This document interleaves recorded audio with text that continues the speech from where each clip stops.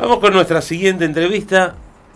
El licenciado, profesor y colega ahora también, Walter Motilla. Walter, Daniel Palacio y Gastón Morales, te saludamos de este lado.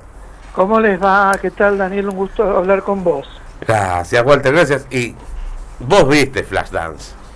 Sí, ¿quién no? Acá me miraban como diciendo que era un geronte. No, fue una serie icónica de la década ahí de los 80 y demás. Totalmente igual. La película, digamos. La película, sí. Fue la música, los que somos de esa época no podemos ignorarlo. La vimos todo, pero ícono. De esa época estoy solo acá, Walter. Walter. Yo te hago la segunda. Walter, te cuento. Un informe de la Universidad de Oxford habla que 1 de cada 3 personas que se han recuperado de COVID terminan con problemas psicológicos. Sí. Vos que sos un reconocido profesional en el tema, ¿qué opinás? ¿Cómo lo ves? ¿Has tenido conocimiento del tema? Sí, estoy totalmente de acuerdo. Te diría que el número puede ser un poco mayor incluso. Viste que nosotros hablamos en un principio de la pandemia del COVID, del coronavirus, sí. Pero en realidad es una sindemia porque es una convergencia de más de una pandemia. Y entonces se junta la pandemia biológica con el virus, con otra pandemia que es la pandemia psiquiátrica. Y si bien ya, por ejemplo, la depresión venía siendo una pandemia que ya la Organización Mundial de la Salud hablaba hace tiempo, de que venía subiendo en números alarmantes, igual que la ansiedad, hoy por COVID hay muchos cuadros reactivos, nosotros le llamamos cuando una patología psicológica o psiquiátrica es una reacción que hace el sujeto a un evento de cualquier naturaleza, en este caso haber padecido la enfermedad.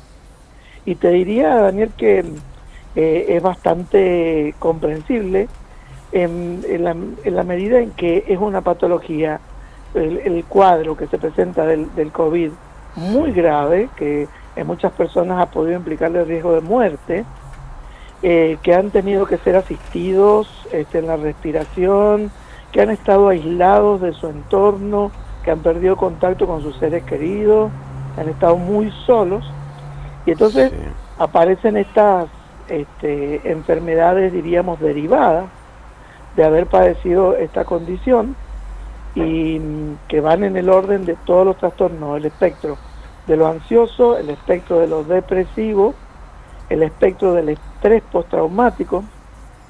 Te diría que esos son como las más importantes, ¿no? Que aparecen como consecuencia de haber convalecido con coronavirus.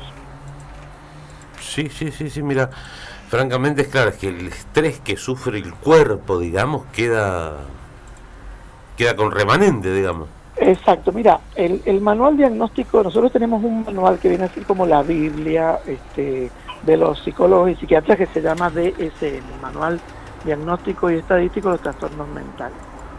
El manual da una condición para definir, por ejemplo, cada trastorno, que dice, si reúne esta y esta característica, entonces está el trastorno. En el estrés postraumático, la condición de base para poder padecer ese trastorno es haber sufrido una situación que ponga en riesgo tu vida o haber sido testigo de un desastre o de alguna situación extraordinaria que ponga en peligro la vida, la seguridad o la integridad de las personas. Así que desde ese punto de vista, cualquier persona que padeció COVID podría ser encuadrable dentro de los criterios diagnósticos del DSM, ¿no es cierto?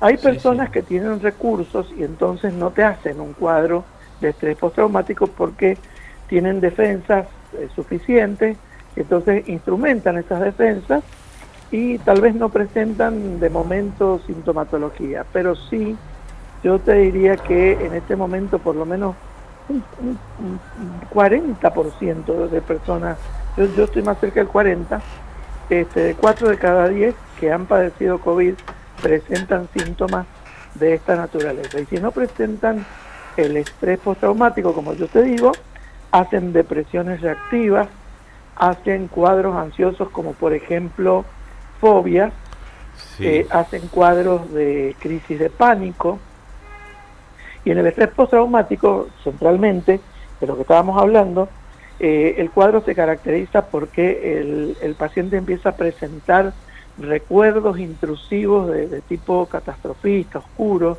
vuelve como a evocar escenas de lo que vivió, genera un malestar, una intranquilidad, un temor muy marcado, una notoria inseguridad en la vida que incluso puede llegar en casos extremos a ser bastante incapacitante. Así que me parece que tenemos que vernosla los profesionales de la salud y fundamentalmente los de la salud mental con una gran parte de la población que está muy traumatizada por todo esto. Y te diría que la población en general, Daniel, porque estamos conviviendo... Es que el estrés lo vivimos todos, exacto. Todos, claro, convivimos a diario con un enemigo invisible. Es decir, si ya un enemigo nos da miedo, supongamos que vemos un tipo, salimos a la calle y se te presenta un tipo con un arma y te va a dar miedo. Mucho más miedo da saber que hay un francotirador que te está mirando y al que vos no podés ver. Entonces, ese bichito, que es tan inteligente, que eso da para mucha teoría y para analizar un montón, es un virus que va teniendo un comportamiento selectivo bastante preocupante, como para ser un virus tan natural, nos deja pensando en alguna manipulación genética. Bueno, es un virus que ya va atacando y cada vez en formas más virulentas, más agresivas y más mortíferas. Entonces uno está viendo porciones de poblaciones más jóvenes que se han visto infectados por el virus y que también han tenido convalescencias muy complicadas, ¿no? Ha habido muchos caídos en esta guerra y eso es lo que más preocupa. Sí, hemos tenido mucha gente se ha perdido, a todos ya a esta altura nos ha pegado en alguien que conocíamos, algún amigo, algún familiar. Claro, o sea, y tal como decía Daniel, ese es un termómetro, ¿no? Porque el año pasado, al principio del virus, bueno, no nos tocaba tan de cerca, tal vez era algún conocido más a nivel popular, pero no tan cercano o a tu familia, o a tu entorno de trabajo, a tu entorno de amistades y de allegados, y ahora cada vez empiezan a aparecer personas que uno conoce en directo que se han ido muriendo, obviamente por las complicaciones que sí, absolutamente tiene, y con todo lo que hay de base. Hay que tener en cuenta una cosa, desde la mirada de la decodificación biológica y demás, nosotros sabemos que el cuerpo grita lo que la boca calla, ¿no? Y entonces, ¿qué ocurre con esto? Que a la base de muchas de las enfermedades siempre hay como un sustrato emocional que no se ha podido resolver. Y acá una de las emociones principales que nos juega en contra, si bien en su momento puede ser adaptativa, es el miedo. En los primeros tiempos que una persona tuviera miedo, por ejemplo, me refiero a los homínidos, a los neandertales, era un mecanismo de defensa natural, porque si no tenías miedo estabas expuesto a que un animal suelto te comiera, te matara. Pero el problema es cuando el miedo se vuelve algo más intangible, ¿no? Es este temor a salir a la calle y no saber si vos vas a tocar una superficie que tiene el virus o si alguien va a toser y te va a insuflar o te va a permitir contaminarte. Entonces, ese miedo se ha vuelto como una cosa generalizada. Y entonces eso va de la mano, obviamente, de este incremento de síntomas de ansiedad, síntomas de depresión. El miedo pone vulnerable nuestro sistema inmune. Y entonces, por cada minuto que estamos teniendo de miedo, estamos poniendo en riesgo mucho más a todo nuestro sistema de defensa biológico y psíquico. Por lo tanto, te diría que hoy quedarse en esa vibración del miedo es mal negocio. Es nocivo, totalmente. Y aquí está esto que pasa, que es la infoxicación, ¿no? Que nos queremos informar, pero a veces nos informamos tanto que estamos intoxicados de noticias, y especialmente las catastrofistas, que murieron tantas, viste, que los números sí. Mucho. Miles, decenas de miles de muertos, y entonces empieza a ser como una especie de recuento de la guerra, ¿no? Sí, totalmente. Bueno, vos sabés que una de las los puntos dentro de la política de nuestro programa es jamás digo el parte de infectados y de muertos, o sea, claro. Ya sabemos que estamos complicados, tratemos de no revolver más el cuchillo en la llaga, ¿viste? Pero es una realidad eso.